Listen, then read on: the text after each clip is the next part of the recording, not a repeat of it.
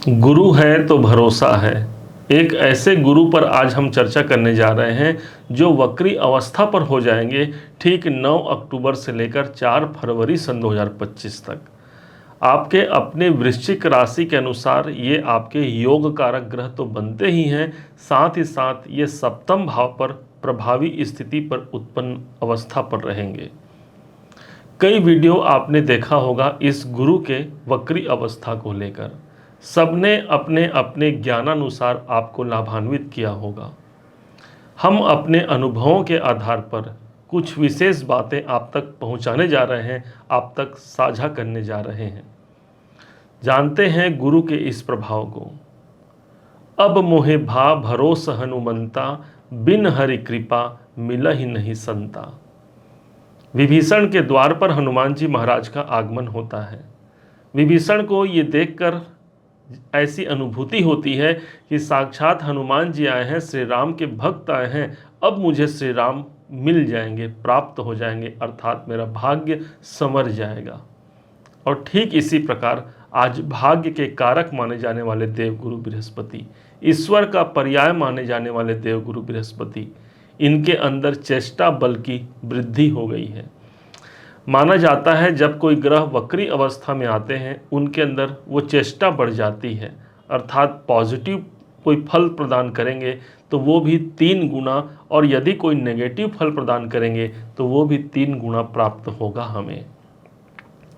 तो वृश्चिक राशि के योग कारक ग्रह होने के कारण आपके जीवन में इनका कोई भी नेगेटिव प्रभाव नहीं पड़ेगा। परंतु हाँ, एक बात ऐसी होगी जिस पर हमें सतर्कता रखने की आवश्यकता भी होगी इस वक्री अवस्था पर, क्योंकि यही वो ग्रह बनते हैं जो एक कड़ी के रूप में कार्य करेंगे, पूरे सन 2024 के इस समय से लेकर के अंतिम तक रहेंगे, और बल्कि सन 2025 के प्रारंभ अवस्था में भी ये आपके भाग्य को सुशोभित अवस्था में रखते हुए एक ऐतिहासिक पल का साम्राज्य दिला सकते हैं। गुरु इस समय पर वक्री अवस्था पर ठीक आपके सप्तम भाव पर उपस्थित रहेंगे। माना जाता है कि ग्रह जब वक्री होता है तो इनका प्रभाव एक घर पीछे भी प्राप्त होता है, अर्थात छठे भाव का प्रतिफल वो मजबूती से प्रदान करेंगे। छठा भाव अर्थात आपके नौकरी का, तो इसलिए नौकरी से जुड़े हुए यदि कोई परेशानियों को हम आत्मसात कर पा रहे हैं तो ये देवगुरु का वक्री अवस्था पर होना एक बहुत अच्छी स्थिति को जन्म देता है। नौकरी में कोई परिवर्तन होना, कोई उन्नति को प्राप्त करना इस देवगुरु बृहस्पति का एक शुभ संकेत होगा। अब यहीं से हमको भरोसा है गुरु के ऊपर में। दुनिया का सहारा क्या लेना, बस तेरा सहारा काफ़ी है, यही बात साबित होगी इन 4 महीनों में।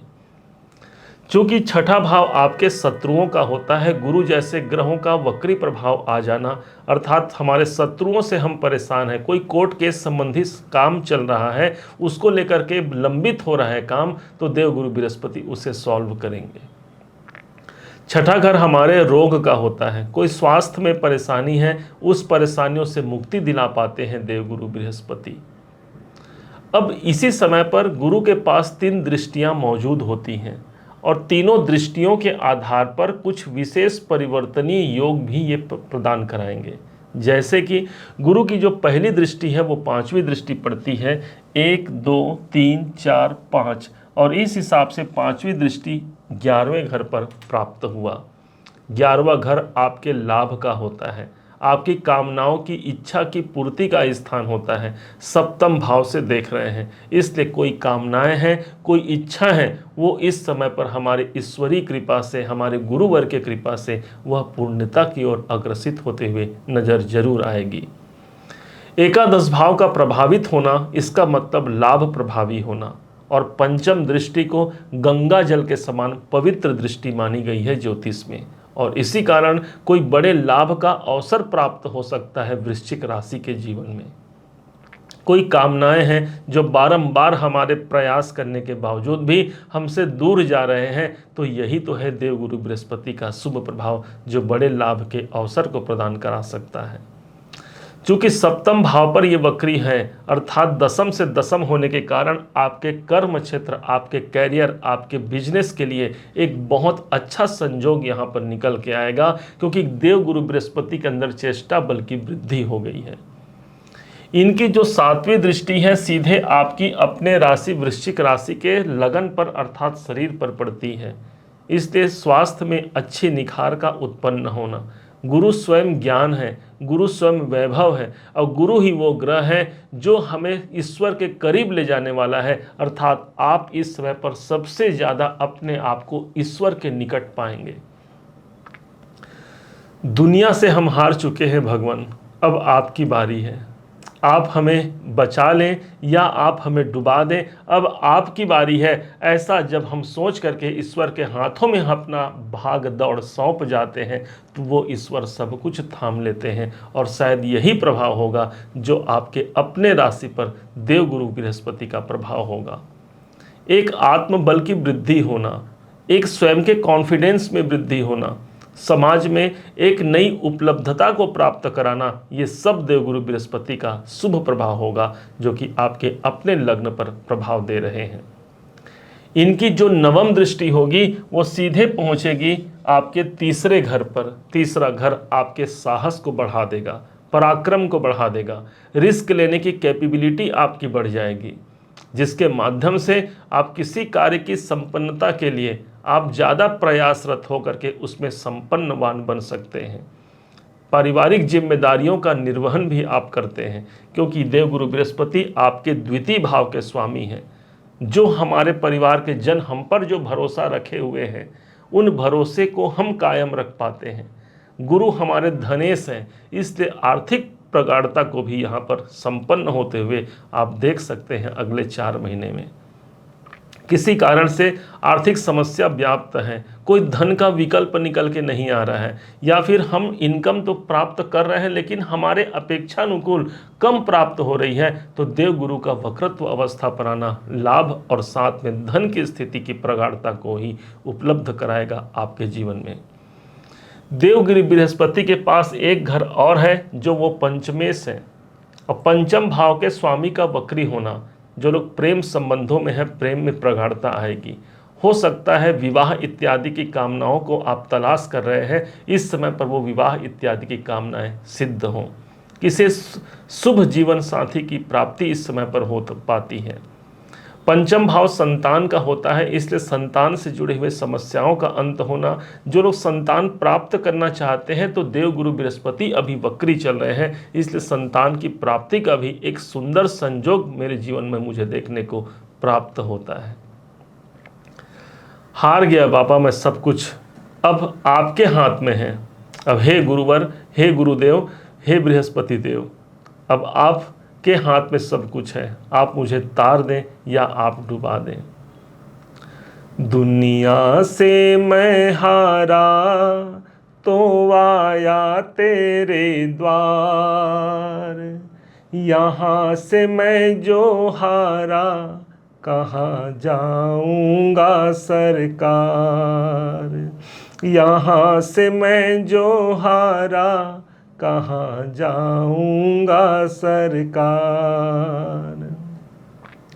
मेरा तो क्या है, मैं तो दुनिया से हारा, पूछेगा तुमसे ही ये संसार सारा। डूब गई क्यों नैया तेरे रहते खेवनहार। डूब गई क्यों नैया तेरे रहते खेवनहार। यहाँ से मैं जो हारा कहाँ जाऊँगा सरकार। यहाँ से मैं जो हारा कहाँ जाऊँगा सरकार। देवगुरु बृहस्पति एक सहारे बनकर हमें नजर आएंगे इन 4 महीने में। उनका साथ, उनका विश्वास, आपका भरोसा ही हमारे कार्य की सिद्धि के लिए एक महत्वपूर्ण समय होगा। एक स्थान ऐसा भी है जहाँ पर हमें ध्यान रखने की आवश्यकता रहेगी, सावधानी रखने की आवश्यकता रहेगी, और वो स्थान है सप्तम भाव, जहाँ पर गुरुदेव विराजमान रहेंगे। भले पर्णकुटी पर गुरु विराजमान रहे, लेकिन उनकी जो आशीर्वाद की जो दृष्टि है वहाँ पर आपको संपन्नता देखने को मिलेगी। लेकिन सप्तम भाव जो कि दाम्पत्य का होता है, उसको हमेशा ध्यान पूर्वक हमें रखना होगा। सप्तम भाव जो कि हमारे व्यापार का होता है, उसको हमें सतर्कता से परिपूर्ण भी रखना होगा। कहाँ हमारे व्यापार में और क्या करने की आवश्यकता है, अपना अटेंशन, अपना फोकस बनाकर रखना है, क्योंकि ग्रह के अंदर चेष्टा बल की वृद्धि हो रही है, अर्थात हमको भी चेष्टा ज़्यादा लगाना है, बल ज़्यादा लगाना है अपने दाम्पत्य जीवन पर और साथ ही साथ अपने व्यापारिक जीवन पर। इस गुरु को अनुकूल करने के लिए गुरुवर के मंत्र का जाप जरूर कीजिएगा। यदि आपने गुरु दीक्षा लिया हुआ है तो गुरु के द्वारा जो मंत्र प्राप्त है उसका जाप जरूर कीजिएगा। अन्यथा यदि आपने गुरु दीक्षा नहीं लिया है तो कौन गुरु है भाई? तो कहा जाता है शास्त्रों में, जिनके कोई गुरु नहीं उनके देवाधिदेव महादेव गुरु होते हैं। तो इसलिए नमः शिवाय के मंत्रों का जाप करना, उनका स्मरण करना इस गुरु के तत्व की जागृति कराएगा, और यही गुरु भाग्य का दूसरा नाम इस गुरु को कहा जाता है। 3 गुना की वृद्धि हो रही है, अर्थात अपने भक्ति को भी आप 3 गुना बढ़ा दीजिए।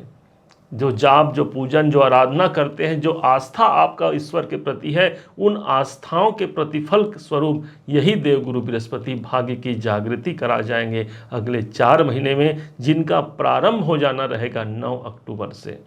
धर्म का स्थान, ईश्वर का स्थान, साधु संत ब्राह्मणों में इस गुरु का आधिपत्य देखा गया है। यदि इनका आशीर्वाद लिया जाए, इनके अनुसरण में जाया जाए, तो निश्चय मानिए देवगुरु बृहस्पति प्रभावी हो जाते हैं। नैसर्गिक रूप से जो शुभ ग्रह हैं वो कभी किसी के लिए बुरा नहीं सोच सकते, और यही सहारे के रूप में आपके जीवन को एक उन्नति के मार्ग पर प्रशस्त करा जाते हैं। उम्मीद है आप सबने इसे समझा है, आप सबने इसे जाना है। यदि आपने इसे समझा है, जाना है, मेरे समझाने का प्रयास यदि आपको सार्थक लगा हो, मेरे समझाने का तरीका यदि आपको सार्थक लगा हो, तो हर बार की भांति इस बार भी अपना प्यार भरा लाइक और कमेंट करना कभी मत भूलिएगा। और हाँ, यदि अभी तक आपने चैनल को सब्सक्राइब नहीं किया है, सब्सक्राइब जरूर कीजिएगा। पुनः एक बार फिर आप सभी का दिवस बहुत मंगलमय हो, इन्हीं शुभकामनाओं के साथ। जय श्री राम।